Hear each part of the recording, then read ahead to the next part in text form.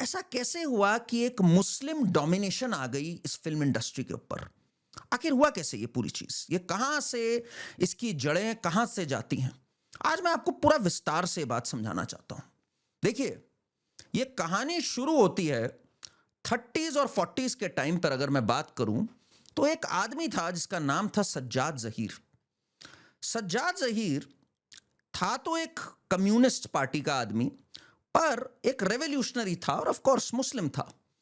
उन्होंने एक कुछ कविताएं लिखी जिसमें उन्होंने कहा, मैं रेवोल्यूशन की बात कर रहा हूं, अंगारे नाम से।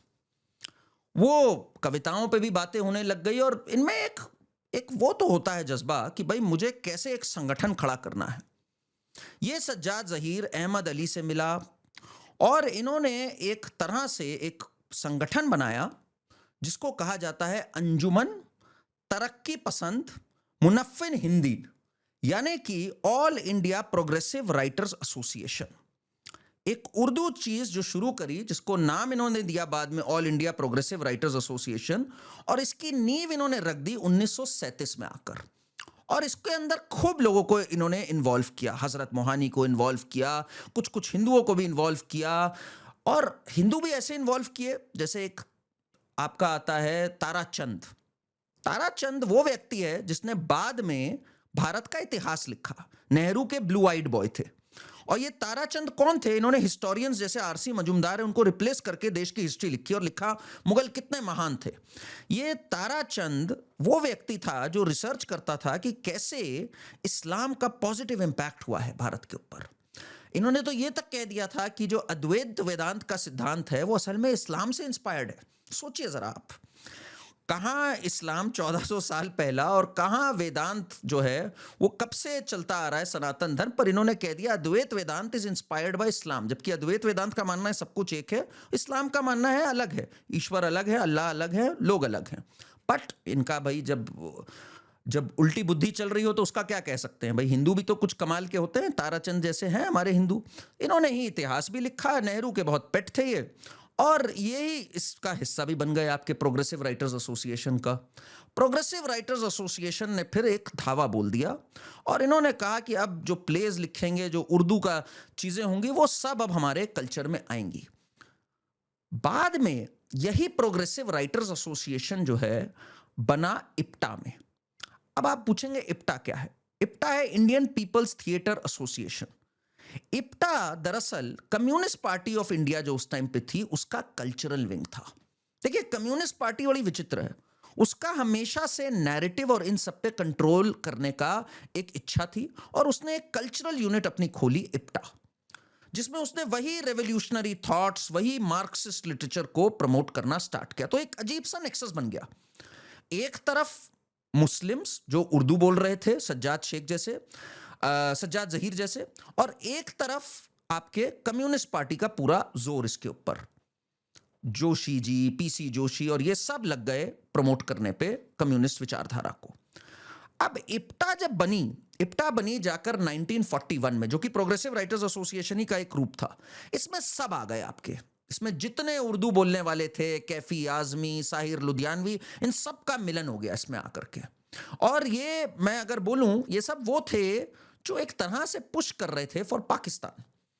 कैफी आजमी की जो पंक्ति थी, जो एक कविता थी कि अगली ईद पाकिस्तान में, इस विचारधारा के लोग अब मेन स्ट्रीम इप्टा यानी कि जो थिएटर एसोसिएशन के हम प्लेस देख रहे थे और आर्ट एंड लिटरेचर देख रहे थे, उस पर एक तरह से टोटल इनका कमांड आ चुका था।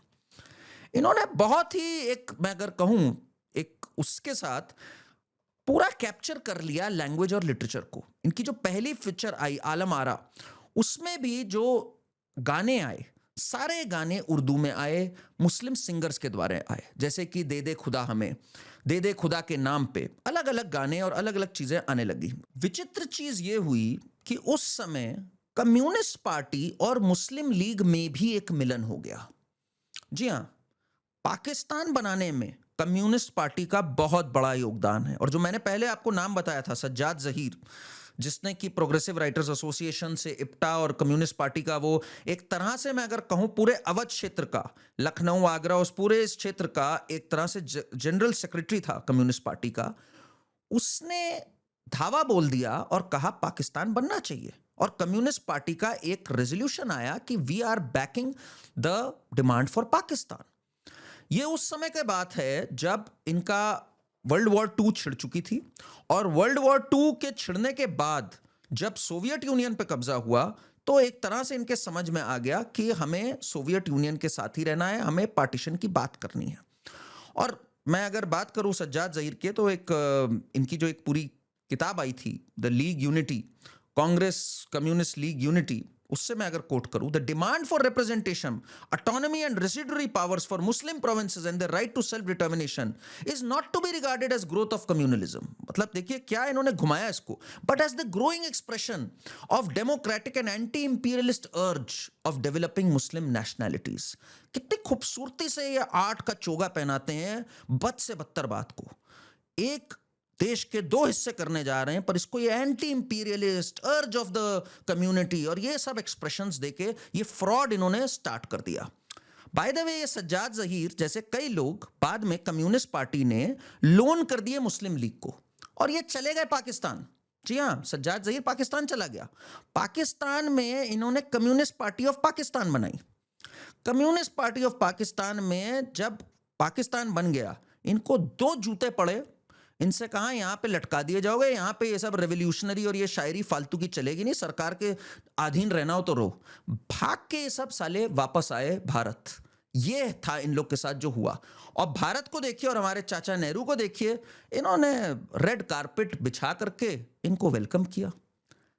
इस तरह से इन्होंने एक तरह से पूरी तरह इन्फिल्ट्रेट कर लिया हमारी आर्ट, लिटरेचर, कल्चर में।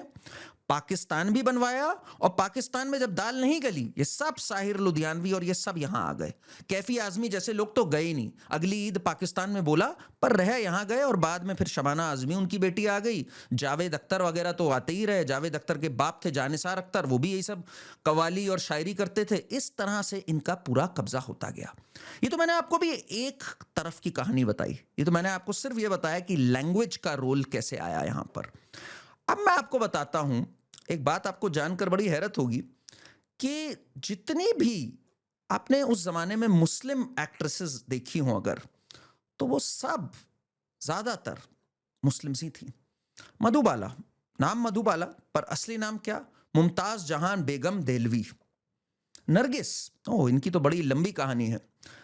इनका जन्म हुआ एज फातिमा रशीद, एंड इनकी जो माता जी थी जद्दन बाई, उनके बारे में तो अभी मैं विस्तार से बताता हूं। मीना कुमारी, ये थी महजबीन बानो। और अब जरा मैं बात करूं अगर, तो ये बड़ा जरूरी हो जाता है जद्दन बाई की। तो जद्दन बाई एक बहुत फेमस तवाइफ थी उस टाइम पर, और तवाइफ का एक पूरा कल्चर था अवध में। तवाइफ्स ऑफ अवध, अगर मैं इस आर्टिकल की भी बात करूं, इस पर बड़ी विस्तार से पूरी बात भी लिखी है, एक बुक भी है।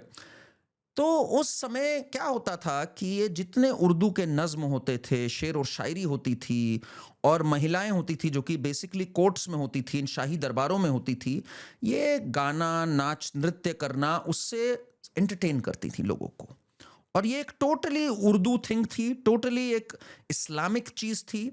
जबकि कमाल की बात यह है कि मौसीकी हराम है इस्लाम में, कुफ्र है। रहमान से भी पूछो, जिस मौसीकी का पालन करते हो, ये क्या इस्लाम में अलाउड है? क्या सूफीज्म भी अलाउड है इस्लाम में?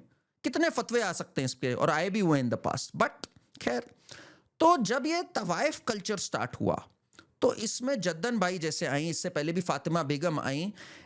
इस कल्चर पे, एक स्टेज पे इनको दिक्कत होने लग गई कि हम पैसे आगे कैसे कमाएं। तो यही आर्ट और डांस को लेकर के ये प्रस्थान कर गई फिल्मों की तरफ।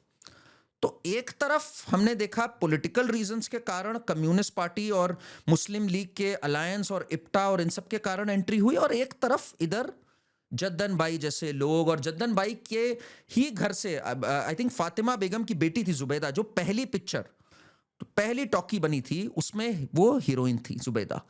इस तरह से इनकी बेटी आई नरगिस, सबके सबका एक तरह से इन्फिल्ट्रेशन स्टार्ट हो गया बॉलीवुड के अंदर।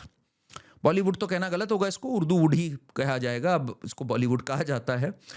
साथ में कई डायरेक्टर्स और प्रोड्यूसर्स भी फिर आने लग गए, और जितने हिंदू भी थे उनको इन्होंने कोऑप्ट कर लिया। जैसे कि आपका पृथ्वीराज कपूर थे। पृथ्वीराज कपूर भी इनके बड़े क्लोज आ गए। पृथ्वीराज कपूर पेशावर में एक जगह पे रहते थे। वहाँ पर जितने आर्टिस्ट होते थे, जैसे दर्जी हो गए, वही कल को आपके फैशन डिज़ाइनर बने, मेकअप मैन हो गए, जितने हाथ से काम करने वाले लोग थे, टेक्नीशियंस थे, वो सब भी जब पाकिस्तान बना भी तो यहाँ पर रिलोकेट हो गए कि यहाँ पर हमें काम मिल सकता है।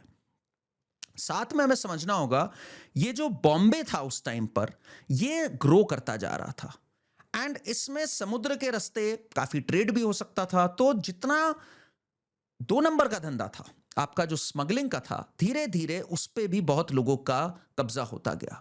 और एक फिर दौर आया, मैं अगर 50-60 से आगे बढ़ूं तो एक दौर आया जब जितने स्मगलर्स थे, जैसे कि हाजी मस्तान वगैरह, उनका कब्जा होने लग गया इस ट्रेड के ऊपर, इस बदमाशी पे।